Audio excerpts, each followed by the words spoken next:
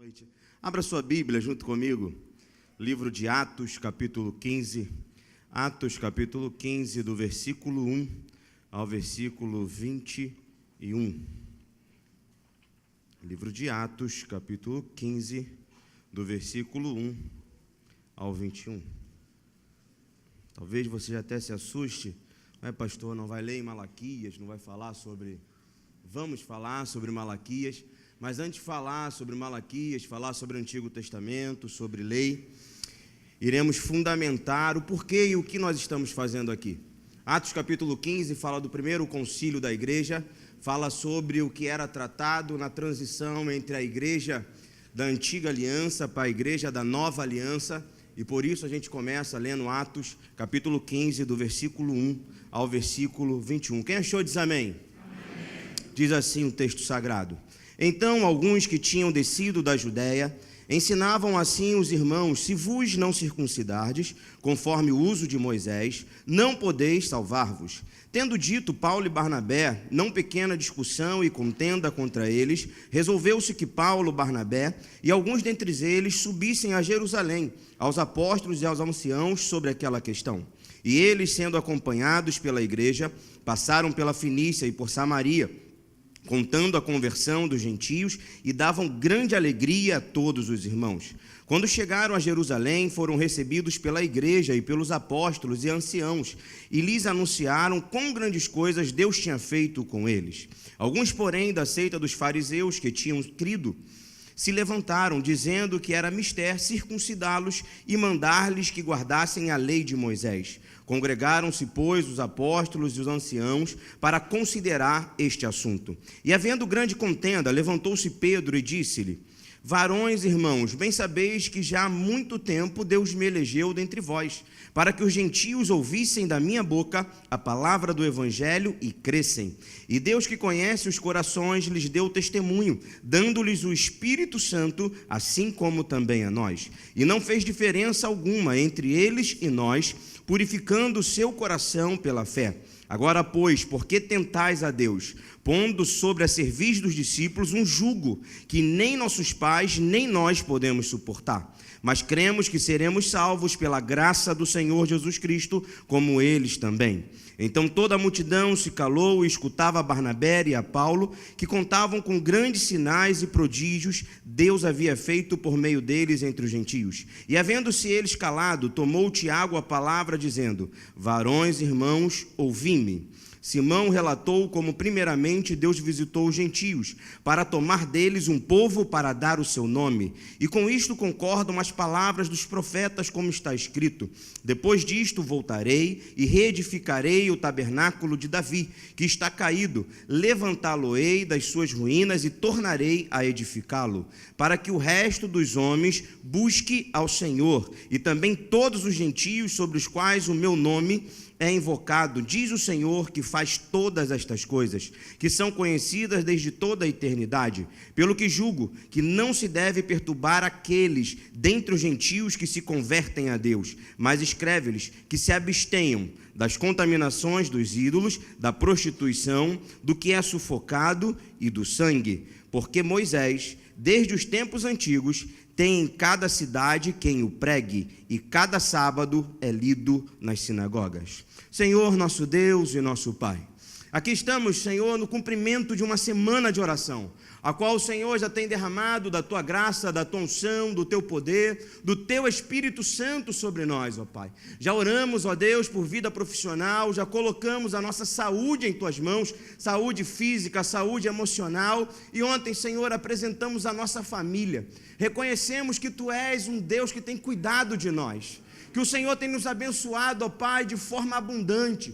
Temos sentido, ó Deus, o Teu acolhimento, a Tua proteção, o Teu direcionamento aqui nesse lugar. Quantas bênçãos, Senhor, nos alcançou nesse lugar. Quantas vezes, Senhor, as nossas lágrimas foram recolhidas nesse lugar.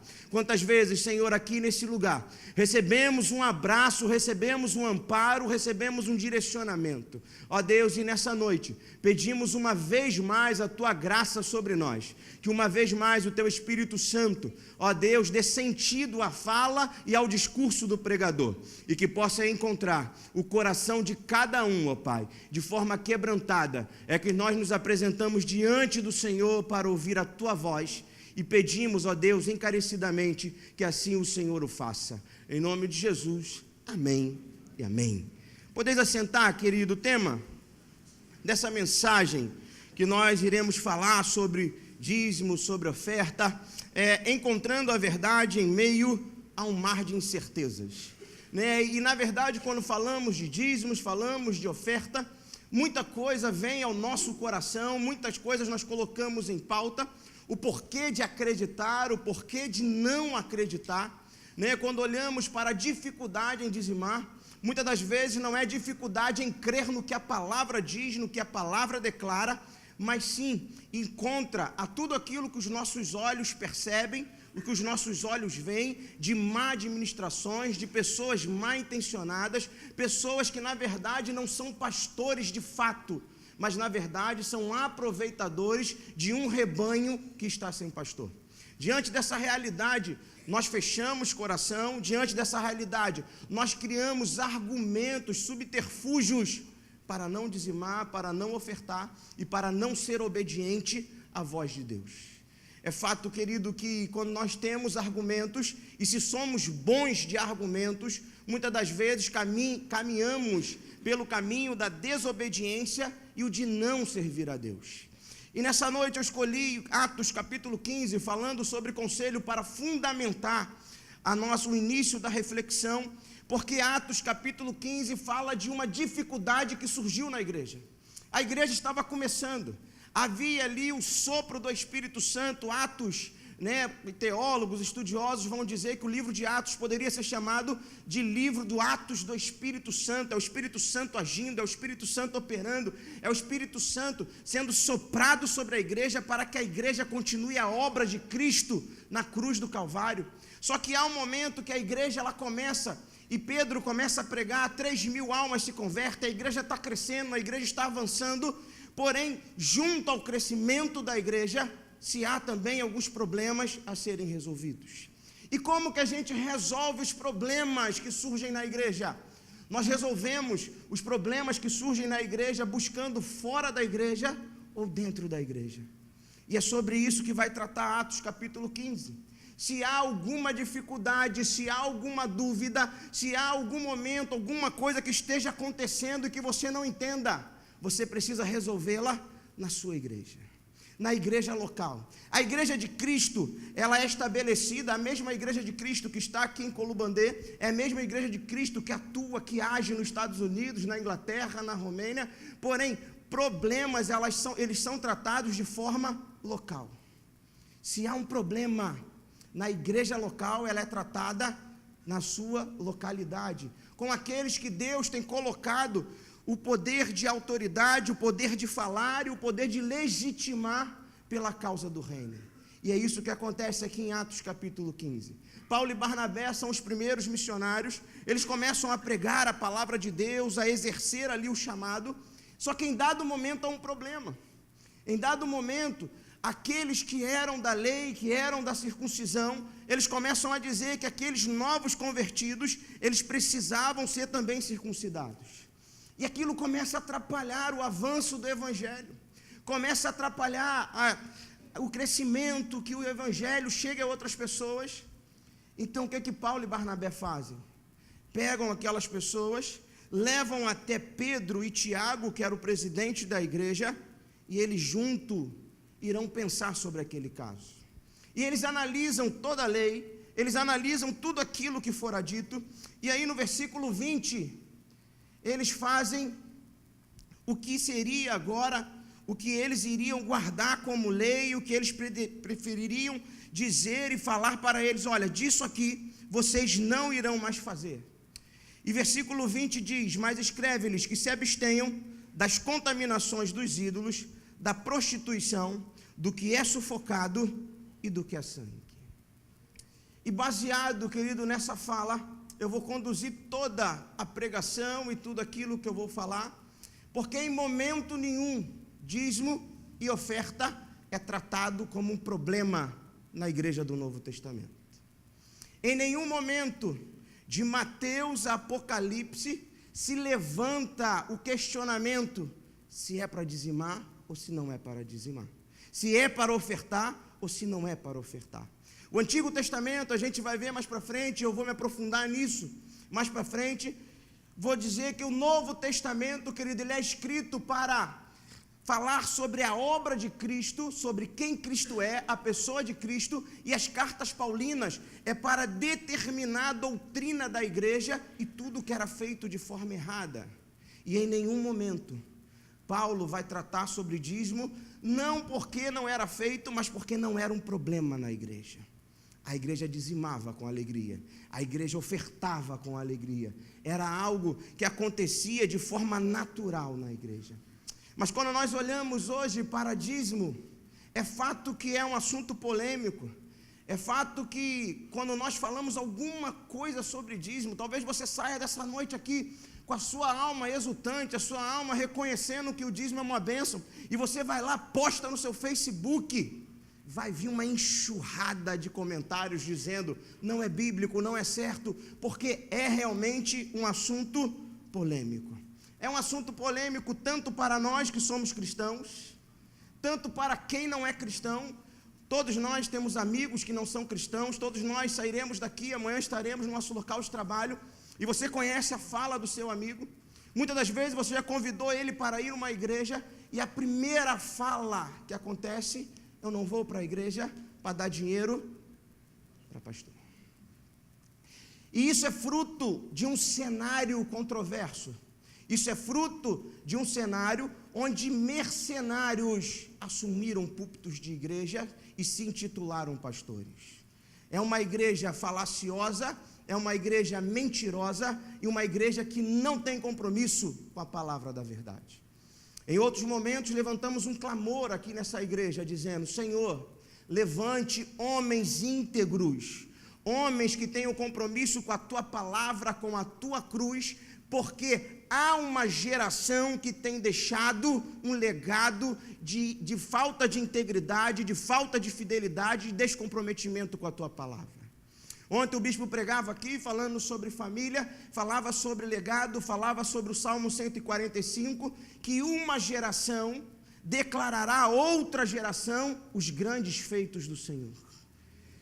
Mas, querido, é muito difícil olharmos para o Brasil e vermos que há uma corja assumindo púlpitos e deixando para a próxima geração um evangelho que causa vergonha em nossa nação.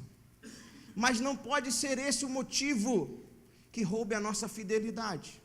Não pode ser esse o motivo que roube a nossa esperança e o nosso olhar para o que é realmente o dízimo e a oferta. É fato que é polêmica também para muitos que têm deixado de ser cristãos. Talvez isso faça parte da sua família. Tem alguns da sua família que estão afastados, desviados da presença do Senhor. E quando você pergunta qual é o motivo, o que te levou a não mais estar na igreja, e ele começa a enveredar por essa área financeira e a usar o dízimo como a desculpa. Mas eu quero começar essa palavra pensando sobre 3 perguntas. Por que esse assunto se torna polêmico? Esse assunto se torna polêmico porque envolve dinheiro, envolve má utilização do dinheiro. E eu não posso conduzir a minha vida, o meu compromisso, a minha entrega, a minha dedicação por conta de maus exemplos. Mas eu preciso uma vez, por isso o título da mensagem é Encontrando a Verdade em Meio a um Mar de Incertezas. É fato que nós iremos olhar para muitas igrejas e para muitos homens, e nós veremos incertezas. E nós, querido, tanto eu como você, ainda que conheçamos a Bíblia, ainda que digamos e falamos e demos até conselho para a pessoa falando, você não pode rotular alguém pelo que você vê. Mas tem muitas pessoas que quando você olha, você já descreve e diz, não é digno da minha confiança. Eu não consigo abrir o meu coração, eu não consigo me dedicar, eu não consigo realmente ofertar e dizimar nessa igreja. Porque é caricato aquele líder, aquele pastor e aquela pessoa que está regendo a igreja.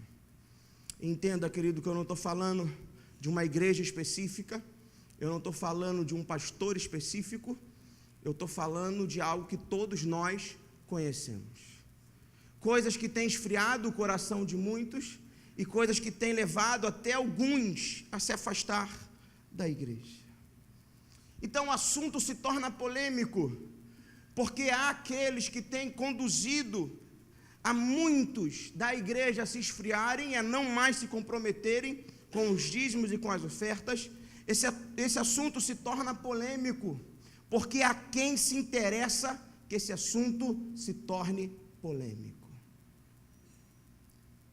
E quem interessa que esse assunto seja polêmico é ele mesmo, Satanás, inimigo da nossa alma. A gente não consegue olhar para a igreja, querido, e perceber que essa igreja, ela já estabelecida há 21 séculos, que essa igreja, desde o seu primeiro século da sua fundação até hoje, 2018, ela viveu dos dízimos e das ofertas. Em todo tempo houve alguém para falar contra, em todo tempo houve alguém para levantar uma celeuma, uma divisão. Porém, a igreja se estabeleceu de pé até hoje, porque sempre houve dizimistas e ofertantes. Mas de tempo em tempo se levanta uma polêmica, de tempo em tempo há uma voz que ecoa, e a quem se interessa a polêmica permanecer em pé? A Satanás. Porque a igreja se esvazia dos seus recursos. A igreja que poderia avançar, continuar abençoando, sendo um canal de bênção, essa igreja tem que retroceder no que ela está fazendo, no que ela está realizando. A igreja, ela tem uma missão espiritual. Mateus capítulo 28, nós encontramos a grande comissão da igreja. A grande comissão da igreja é ide por todo mundo, pregai o evangelho, fazendo discípulos, batizando-os em nome do Pai, do Filho e do Espírito Santo. Só que a igreja fica limitada se não houver recurso financeiro para isso. O apóstolo Paulo, em dado momento, ele vira para as suas igrejas e declara: eu quero muito ir à Espanha para pregar a palavra. Porém, se não houver discurso, a boa vontade não me leva à Espanha para pregar a palavra. A grande comissão, ela deixa de ser vivida, porque a igreja não contribui, porque a igreja entra na polêmica e deixa de ser generosa naquilo que Deus tem concedido e naquilo que Deus tem dado a ela. E diante dessas três verdades, porque se tornou polêmico, a quem se interessa que esse assunto continue sendo polêmico, é necessário encontrar a fonte correta da verdade. E a fonte correta da verdade é a palavra de Deus. Nós precisamos olhar para a palavra e ver o que a palavra declara. E aonde, pastor, que eu vou buscar isso? É na internet. É com o meu vizinho, é com o meu amigo. Como eu comecei aqui a palavra dizendo, querido, como que se resolve um problema na sua igreja local, algo que tem roubado a sua confiança, você não entende, se resolve na sua igreja local. Deus tem te dado um bispo, pastores, homens que vão sentar contigo, vão abrir a Bíblia. E não é o interesse primário de aumentar as contas da igreja, não. O objetivo é que essa igreja sempre tenha recurso para abençoar a vida de mais e mais pessoas, para que pessoas continuem sendo alcançadas, para que pessoas como eu e você possam ter a história mudada, transformada para a glória de Deus.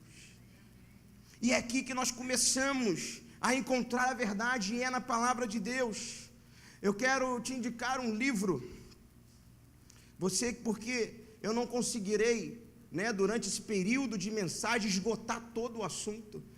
Eu vou tratar de forma introdutória o assunto, vou falar sobre alguns textos, e te encorajo para quando você chegar em casa, mergulhar, se aprofundar no texto, porque é algo também que nós vivemos nessa geração. Nós somos considerados uma geração jet ski. O que significa isso? Nós somos uma geração que fica na superfície e definimos pela superfície e não pela profundidade.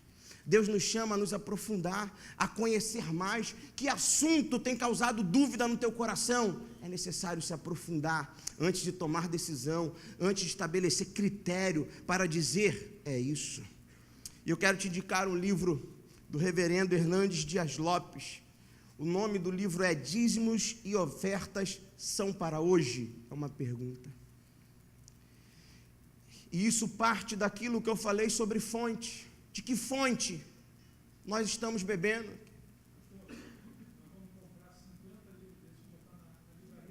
Amém. A bênção dentro de casa, vai precisar nem procurar. Na livraria vai ter lá o livro para você ler, para você se aprofundar, conhecer mais. E a fonte que você está bebendo. Pastor Hernandes Dias Lopes é um pastor com mais de 30 anos de ministério. Profundo conhecedor da palavra de Deus. Mas não somente profundo conhecedor da palavra de Deus, mas também um homem piedoso. Um homem que tem uma vida com Deus, que anda com Deus. Não é um homem que tem somente luz na mente, mas tem fogo também no coração. Que deseja ver a obra de Deus crescendo, que deseja ver a obra de Deus avançando. E ele percebe, querido, que se a igreja deixa de ser fiel no dízimo e nas ofertas, a igreja deixa de avançar. Se a igreja começa a negligenciar nos dízimos e nas ofertas, não há como essa igreja continuar fazendo os teus projetos. Porque ainda que a igreja seja espiritual, ela precisa de recursos materiais para fazer a obra avançar. Não vai faltar projeto da parte de Deus sobre essa igreja. Não falta projeto, não falta luz sobre a vida do bispo, sobre a vida dos pastores, sobre a vida de líderes de ministérios. Mas todo projeto passa pela necessidade financeira. E é necessário, querido, que haja uma dedicação. E o primeiro tópico dessa mensagem é: o dízimo é uma realidade, uma prática antes mesmo da lei. Porque muitos vão dizer que, não, o dízimo, pastor, está até muito bonito o que o senhor está falando, o que o senhor está dizendo, mas o dízimo é algo da lei, e hoje a gente vive no tempo da graça. E é necessário compreender, querido, que antiga aliança e nova aliança. A antiga aliança, ela era estabelecida como um espelho para o que viria mais tarde. Nós precisamos de remissão, nós precisamos de salvação, porém nós não podemos produzir isso. Nós precisamos de um cordeiro perfeito, que é Cristo.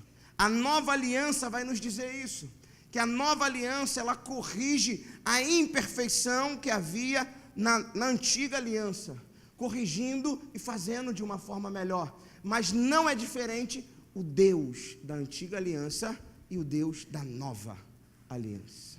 É o mesmo Deus que age, é o mesmo Deus que opera e é o mesmo Deus que realiza o seu querer.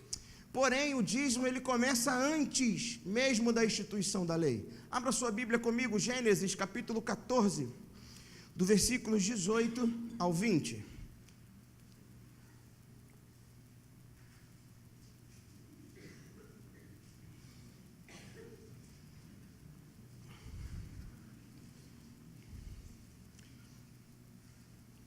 Amém? Diz assim: e Melquisedeque, rei de Salém, trouxe pão e vinho, e era este sacerdote do Deus Altíssimo. E abençoou e disse: bendito seja Abrão pelo Deus Altíssimo, o possuidor dos céus e da terra. E bendito seja o Deus Altíssimo, que entregou os teus inimigos nas tuas mãos, e Abraão deu-lhe o dízimo de tudo. Isso aqui é antes da lei, querido. A lei vem 430 anos depois disso que é relatado. Gênesis capítulo 14 declara uma guerra que Abraão foi. Abraão está no meio da promessa dele. Abraão recebe uma promessa com 85 anos que seria uma grande nação. que a partir dele haveria uma nação sacerdotal. Só que Abraão, já preguei sobre isso, falei sobre isso aqui em algum culto. Pensa, Abraão recebe a promessa com 85, a sua esposa era estéril, uma dificuldade já para engravidar, já havia algo ali que dizia assim, não vai acontecer. E os anos vão passando, e a promessa não acontece. A promessa vai acontecer somente com 100 anos de Abraão. Imagina, querido, cada ano que a promessa não chega, não acontece, algo muito difícil.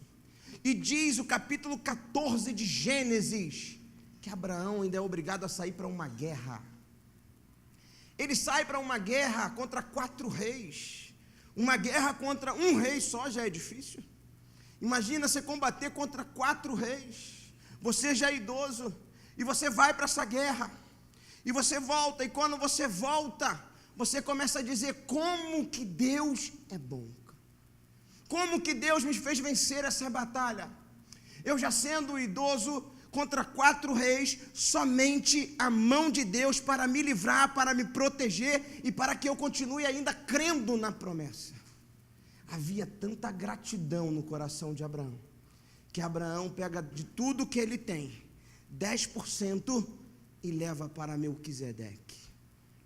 Hebreus capítulo 7 vai falar sobre Melquisedeque.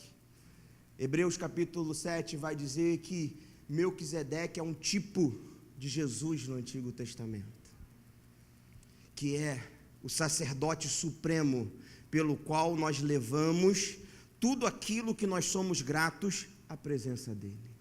Então, antes da lei, Abraão já dizimava ao Senhor. Você está em Gênesis aí, anda mais um pouquinho, Gênesis capítulo 28, do versículo 17 ao 22, a gente vai ver Jacó, neto de Abraão, também dizimando ao Senhor. A gente não vê uma instituição do dízimo, mas é uma prática passada de família, é uma prática passada de pai para filho. Jacó é neto de Abraão, mas havia no imaginário de Jacó o entendimento sobre o dízimo. Em algum momento Jacó viu Isaac dizimando. Em algum momento ele entendeu que se eu quero caminhar com Deus, é necessário que eu dizime ao Senhor. E aí diz Gênesis 28, 17 ao 22, e temeu. E aqui Gênesis 28 está falando no momento que Jacó está fugindo de Esaú, em desespero. Ele está ali correndo de Esaú a ponto de ser morto, e diz o texto, e temeu, e disse, quão terrível é este lugar, este não é outro lugar senão a casa de Deus, e esta é a porta dos céus. Então levantou-se Jacó pela manhã de madrugada, e tomou a pedra que tinha posto por seu travesseiro, e a pôs por coluna, e derramou azeite em cima dela, e chamou o nome daquele lugar Betel, o nome porém daquela cidade antes era Luz. E Jacó fez um voto, dizendo, se Deus for comigo, e me guardar nesta viagem que faço, e me der pão para comer, e vestes para vestir, e eu em paz tornar a casa de meu pai, o Senhor me será por Deus, e esta pedra que tenho posto por coluna, será a casa de Deus, e de tudo quanto me deres, certamente te darei o dízimo. A gente pode pensar que a relação aqui de Jacó com Deus é uma relação de barganha. A gente pode pensar que a motivação não é boa, mas a questão que nós queremos dar o foco nessa noite é que o dízimo era algo da vida daqueles que serviam a Deus, ainda que a motivação estivesse errada, mas nós podemos ver que o dízimo já era algo estabelecido antes mesmo da lei. Antes mesmo da lei, o judeu já tinha na sua cabeça a perspectiva que dizimar, eu estou dizendo, Senhor, eu quero ter uma relação contigo. É muito mais do que conhecer texto, é muito mais do que frequentar a sinagoga, é muito mais do que erigir um altar ao Senhor. É necessário confirmar a relação com a entrega do que há de melhor em mim e daquilo que foi produzido pelas minhas mãos. Por isso que Jacó faz esse acordo, por isso que Jacó declara isso a Deus, dizendo, se o Senhor me abençoar, se o Senhor me proteger, eu dizimarei ao Senhor.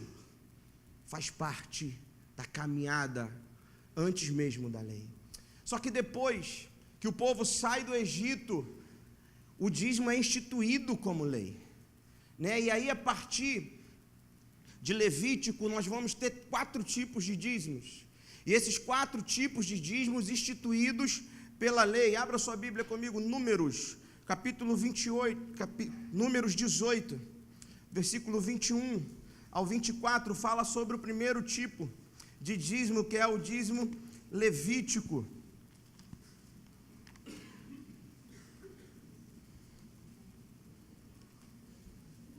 Números, capítulo 18, versículo 21 ao 24.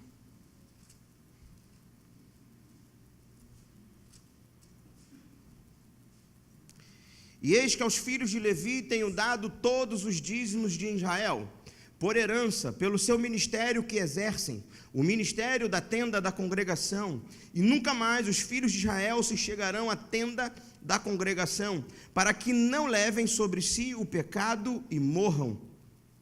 Mas os levitas administrarão o ministério da tenda da congregação, e eles levarão sobre si a sua iniquidade. Pelas vossas gerações, estatuto perpétuo será, e no meio dos filhos de Israel nenhuma herança herdarão, porque os dízimos dos filhos de Israel que oferecerem ao Senhor em oferta alçada, tenho dado por herança aos levitas, porquanto eu lhes disse, no meio dos filhos de Israel nenhuma herança herdarei. Então esse era o dízimo para os levitas, aqueles que trabalhavam no templo, aqueles que se dedicavam de forma integral no templo. Eles não tinham herança, eles não recebiam nada, mas eles eram sustentados pelos dízimos que vinham das outras tribos.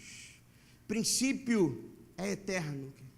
Princípio, ele passa pelo tempo, atravessa os séculos e alcança toda a congregação. Então o princípio é o mesmo. Hoje, quando eu e você dizimamos, nós dizimamos por aqueles que são sustentados para realizar a obra de Deus. Esse é o princípio de Números, capítulo 18, 21 e 24. E aí, a gente caminha mais um pouco na palavra de Deus. Números 18, 26 e 29, vai tratar sobre o dízimo dos dízimos, porque é o dízimo que o levita leva ao Senhor. Esse levita que é abençoado pelo dízimo que a igreja dá, esse levita também é necessário que ele retire daquilo que ele recebe 10%. E é chamado o dízimo dos dízimos. E todas essas ações, elas foram confirmadas depois em Neemias. E mais à frente eu falo sobre isso.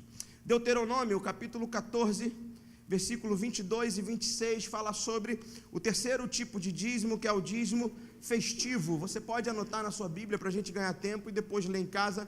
Deuteronômio, capítulo 14, 22 e 26, que é o dízimo festivo. Era o dízimo que eles traziam até o Senhor de 10% de tudo o que eles produziam. Eles produziam aquilo, pegavam 10%, levavam até o tabernáculo, e eles, ali no tabernáculo, eles iam dar uma festa com o seu dízimo.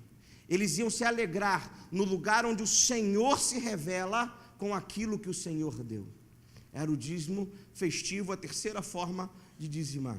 E a quarta forma era o dízimo diaconal, que acontecia de 3 em 3 anos. De 3 em 3 anos, toda a família judaica retirava 10% para gerar a manutenção das viúvas, dos órfãos, dos necessitados e de todos aqueles que tinham uma dificuldade na cidade que eles moravam. O dízimo ele era levado para o lugar, a matriz, só que nessa oportunidade, de 3 em 3 anos, era retirado o dízimo para abençoar os necessitados. Então a lei, ela veio somente para normatizar a forma de dizimar. Mas o dízimo ele já acontecia antes mesmo da lei ser estabelecida. Mas pastor, qual é o propósito disso tudo? Havia um propósito aqui. O propósito do dízimo no Antigo Testamento era sustento dos obreiros, manutenção do templo estabelecido, e uma das argumentações de hoje, de muitos daqueles que não querem dizimar, vão dizer: Jesus não construiu templo nenhum, Jesus não constrói templo porque não houve tempo para isso. Em 3 anos, Jesus tinha que pregar, tinha que falar, tinha que criar discípulos. Ah, pastor, então por que não construir um templo no primeiro século da igreja, na era apostólica? Porque havia uma lei romana que não podia construir nada em Israel. Quando Israel deixa de ser sitiada, quando Israel deixa de ser escrava de Roma, os templos começam a ser construídos. Então é um argumento fácil de ser combatido e de ser colocado ao chão. Mas os dízimos no Antigo Testamento, eles visavam o sustento dos obreiros, dos levitas, dos porteiros e dos cantores. O sustento dos sacerdotes que administravam o templo também. E o dízimo também gerava a festividade do adorador e sua família e também o sustento dos pobres a cada 3 anos. E dessa forma eles dizimavam. E aí nós pensamos em Malaquias. Malaquias capítulo 3, versículo 10, pastor, versículo 11, que diz: trazei todos os dízimos à casa do tesouro, para que haja mantimento na minha casa. A gente olha que não é novo a questão de reter o dízimo. Ainda na lei já havia retenção dos dízimos. Não é argumento dizer que na lei era somente para a lei, porque na lei já havia retenção dos dízimos. E aí Malaquias 3, versículo 10 e 11, que você conhece, diz: trazei todos os dízimos à casa do Senhor, para que haja mantimento na minha casa, e depois fazei prova de mim nisto, diz o Senhor dos Exércitos, se eu não vos abrir as janelas do céu, e não derramar sobre vós uma bênção tal, até que não haja lugar suficiente para recolherdes, e por causa de vós repreenderei o devorador, e ele não destruirá os frutos da vossa terra, e a vossa vide no campo não será estéril, diz o Senhor dos Exércitos. E é necessário entender o contexto de Malaquias.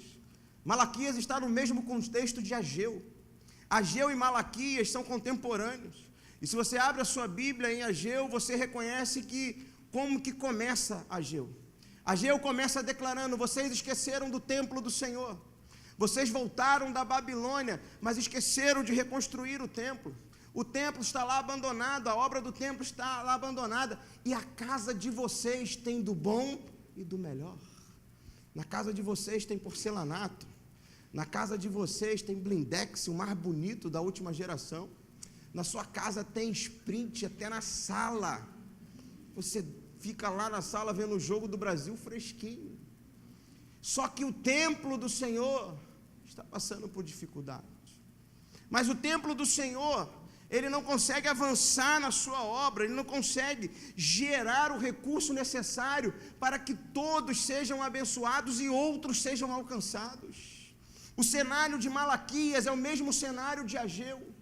Malaquias, quando aponta a questão da retenção de dízimos, ele não está preocupado somente com a conta bancária da igreja, mas ele está preocupado com o esfriamento no coração do povo. Ele cita a questão do dízimo para falar: eu começo a olhar alguns indicadores, e você que trabalha em empresa com planilha, com indicadores, você sabe que indicadores demonstram como que a empresa está mal. Aparentemente está tudo bem, aparentemente é uma crise pequena, mas se você vai no detalhar, você vai ali no que é detalhado e você começa a observar os indicadores, você diz: eu estou ruim aqui. E é isso que Malaquias fez. Malaquias começou a olhar o povo de Israel que voltou da Babilônia cativo, e ele começa a fazer um detalhamento. E uma das coisas que ele observa é que o povo estava roubando o Senhor. E o termo usado no hebraico para roubar não é o termo de um furto. Não é algo que alguém esqueceu aqui, alguém pegou, colocou no bolso e foi embora. Mas o termo utilizado no hebraico é de alguém que com mão armada assalta alguém, que de forma indébita se apropria de algo que não é seu. Esse é o termo utilizado por Malaquias. De forma indébita, você tem se apossado de algo que não é seu. Ah, pastor, e essa situação de não dizimar? É o devorador que está vindo sobre a minha vida, e devorador aqui no texto está falando literalmente sobre o gafanhoto, sobre um gafanhoto que via sobre as lavouras, que vinha, que matava tudo que eles faziam, assim como foi falado em Ageu. Vocês juntam, mas é um saquetel furado, não avança, não prospera, não acontece. Só que a questão não é só financeira, querido, entenda. Malaquias, ele está falando também que faltava envolvimento da parte do povo para o que era de Deus na vida deles.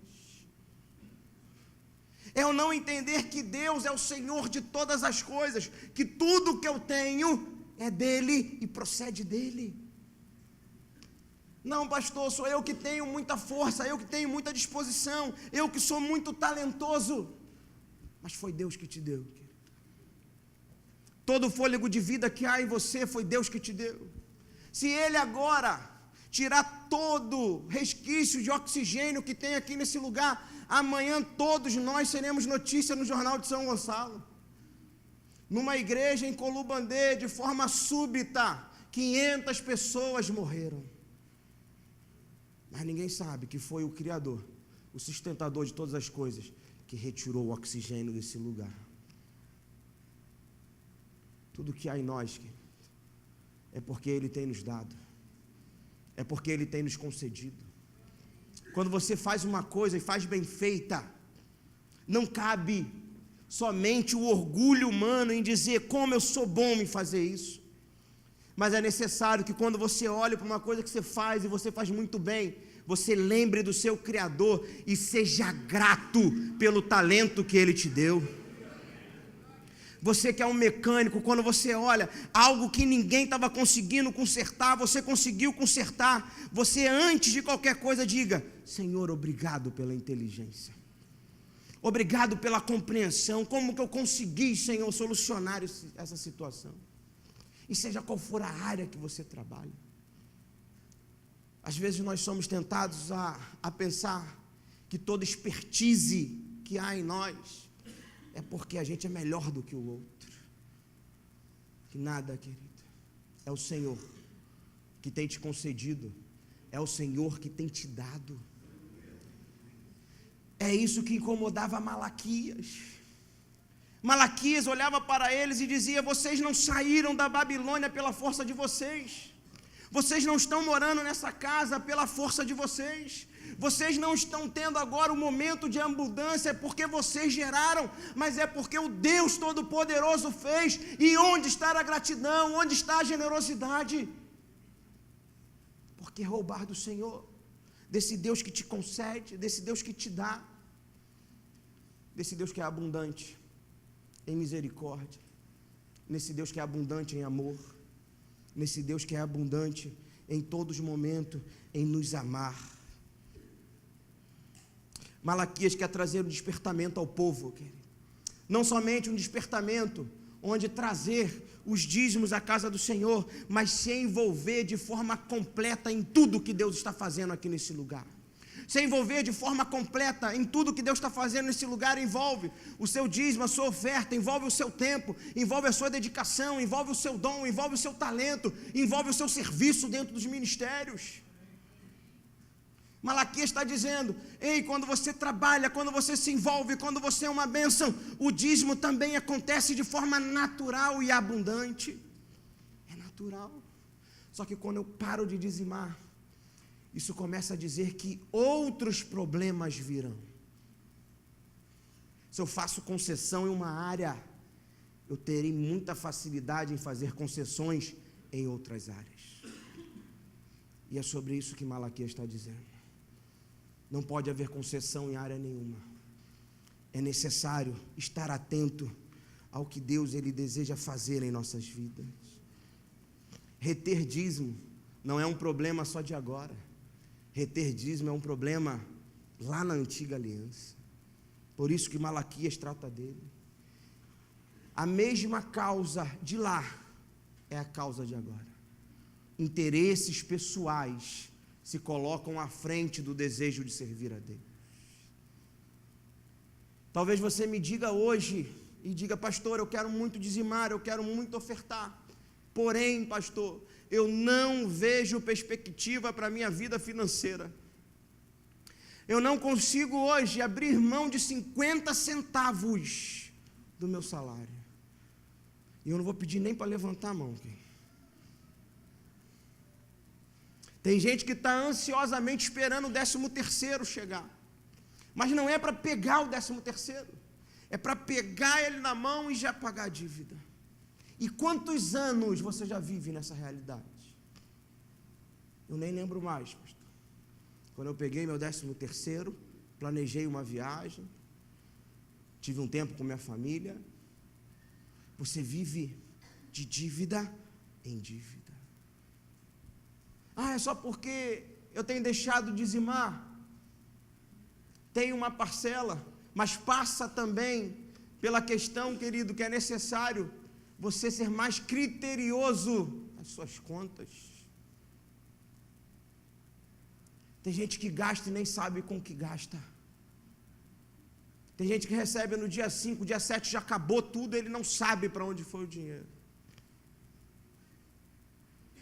Tem pessoas que podem te ajudar a gerir melhor o seu dinheiro, a que você possa fazer o teu dinheiro.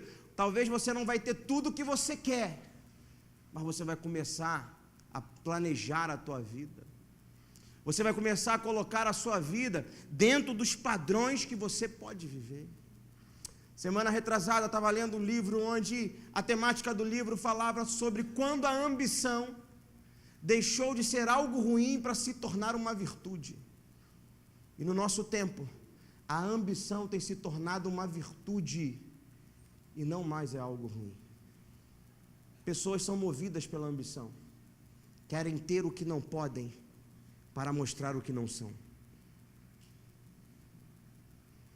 Essa palavra toca o teu coração e te diz: eu quero dizimar, mas você não vê como, porque a vida financeira está toda enrolada. O Senhor te chama também a um ajuste nessa noite, mais sobriedade na sua vida financeira. A mão só vai até onde eu consigo colocar. Eu só tenho aquilo que eu posso ter. E é isso que gera o que a gente falou lá no início. Mercenários do púlpito. Homens que vão pregar um evangelho da prosperidade. Homens que vão dizer para você: você tem que vencer, você tem que avançar, você tem que ser melhor a cada dia, sua conta bancária tem que triplicar. Nesse mesmo livro falava sobre a questão de que onde as profissões que parecem ser menosprezadas, a pessoa é conduzida a deixar aquela profissão e assumir um novo patamar. E o livro tratava sobre a figura de um jardineiro,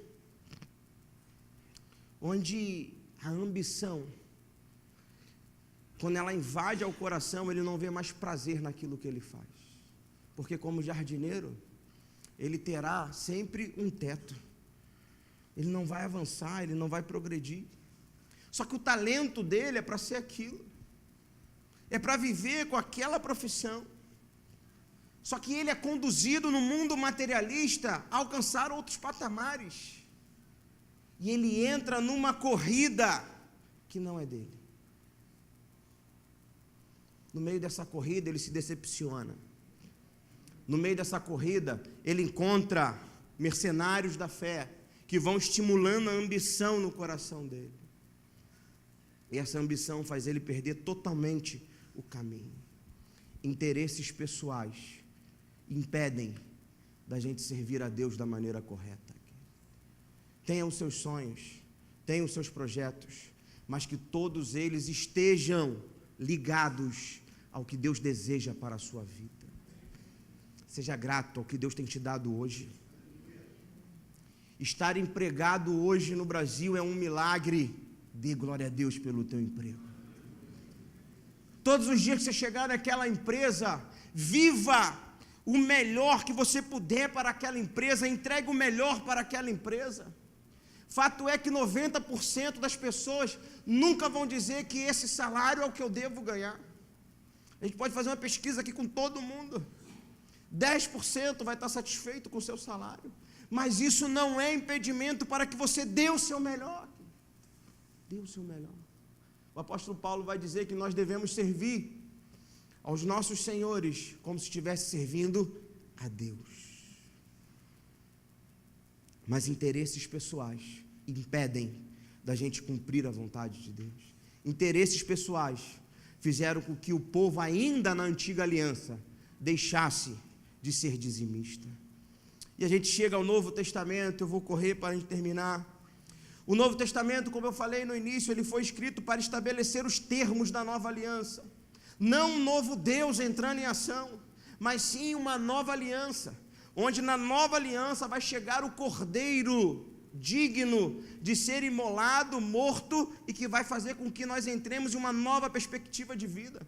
Essa nova aliança, ela é estabelecida a partir de Cristo na cruz do Calvário, e ela nos é trazida pelo Novo Testamento.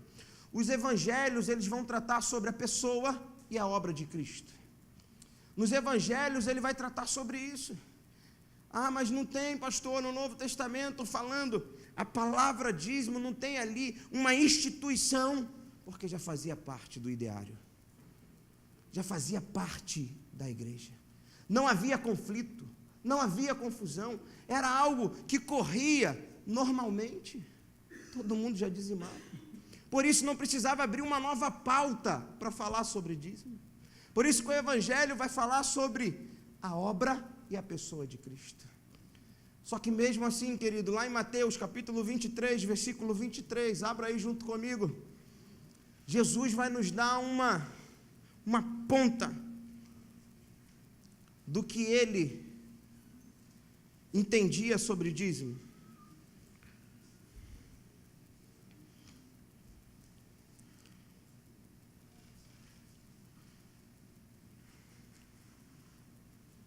Mateus 23, 23 diz: ai de vós, escribas e fariseus e hipócritas, pois que dizimais a hortelã, o endro e o cominho, e desprezais o mais importante da lei, o juízo, a misericórdia e a fé. Deveis, porém, fazer estas coisas e não omitir aquelas. E sem ferir princípio hermenêutico, sem querer forçar o texto está tratando sobre falta de misericórdia, de juízo e de fé. Porém, o texto também está reforçando que o dízimo não foi abolido. O texto ele está dizendo: vocês se preocupam em dar o dízimo de uma erva que nasce na casa de vocês. É isso que Jesus está falando. Era uma ervazinha do quintal. A ervazinha que nascia ali do quintal, o pé de acerola que você tem, o pé de goiaba que você tem na sua casa. Era como se você pegasse ali, deu 10 goiabas, você pegava uma goiaba e trazia para a igreja e diz: aqui, pastor, está o meu dízimo. O judeu, ele era zeloso em fazer isso, mas não havia misericórdia, fé e amor. Jesus, ele está fortalecendo, ele está dizendo que é necessário que tenha fé, misericórdia, amor, mas que também tenha a entrega do dízimo. Ele está dizendo: você não pode omitir estas e deixar de fazer aquelas. Jesus, ele está dizendo: está válido ainda, entregue o seu dízimo na casa do Senhor. E o apóstolo Paulo fala também sobre arrecadação nas suas cartas. Isso você pode ler em casa, 1 Coríntios capítulo 16, 2 Coríntios 8 e 9, o apóstolo Paulo ele fala sobre arrecadações, sobre para aqueles necessitados, aqueles que precisavam, e também para o sustento na igreja. E 1 Coríntios capítulo 9, o apóstolo Paulo referenda o sistema de dízimo do Antigo Testamento como aquele que regula a igreja também nos dias de hoje. Ele vai dizer: da mesma forma como que se dizimava no Antigo Testamento, na Antiga Aliança, eu recomendo que nós façamos da mesma forma, para que não falte sustento na igreja e sustento dos apóstolos. Em um momento, o apóstolo Paulo, ele vai falar sobre a igreja em Corinto, que a igreja em Corinto vai deixá-lo passar por necessidade.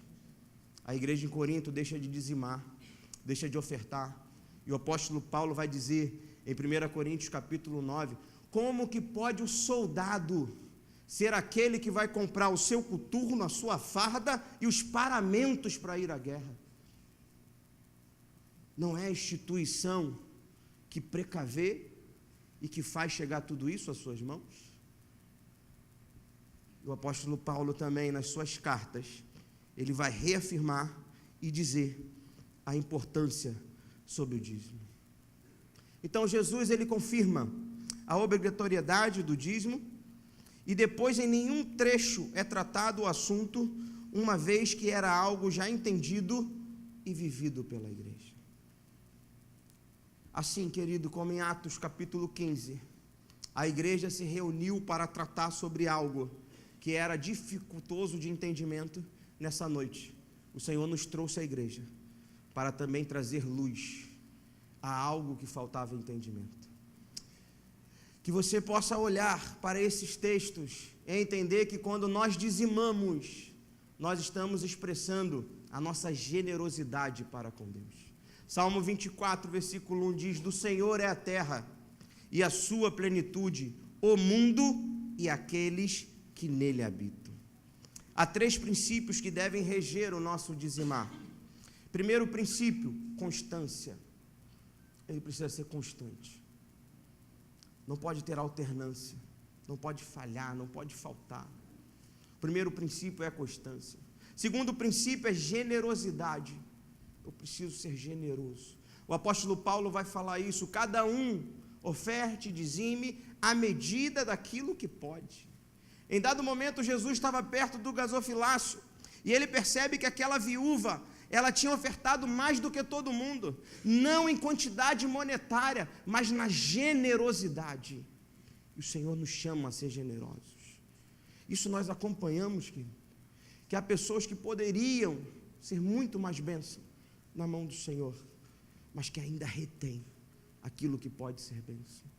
Nesse púlpito dessa igreja, há uma tranquilidade para se falar sobre isso, porque você pode ver aonde é empregado cada recurso que chega a esse lugar. As contas dessa igreja são transparentes, não há dificuldade para que você entenda e compreenda.